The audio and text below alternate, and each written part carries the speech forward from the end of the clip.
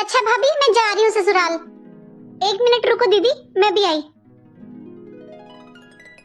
लो दीदी, ये आपकी साड़ी और 2000 रुपए। आप अपनी पसंद से एक सूट ले लेना। ठीक है भाभी, अब मैं चलती हूँ। अंजलि, क्या दिया तेरी भाभी ने तुझे विदा में? क्या देंगी मम्मी वो? वही हमेशा की तरह एक सड़ी सी साड़ी और 200 रुपए। अरे मुझे पता था, इसकी तो नियत ही खराब है। ये ले तू 5000 रुपए, अपनी पसंद के कपड़े ले लेना। पापा, मैं जा रही हूँ ससुराल। अच्छा बेटा, बेटा तूने कुछ ले लिया? तेरी मम्मी ने, भाई ने तुझे कुछ दिया है? हाँ जी, दिए हैं ना, तुम्हारी बहू ने 100 रुपए मेरी बेटी को। बस 100 रुपए? और मेरे पास कुछ होता है क्या जो मैं दे दूंगी अपनी बेटी को? जो पूछ रहे हो मम्मी ने कुछ दिया है क्या? ले बेटा 10,000 रुपए, अपनी पसंद से कुछ ले लेना। ठीक है पापा, अब मैं चलती हूँ।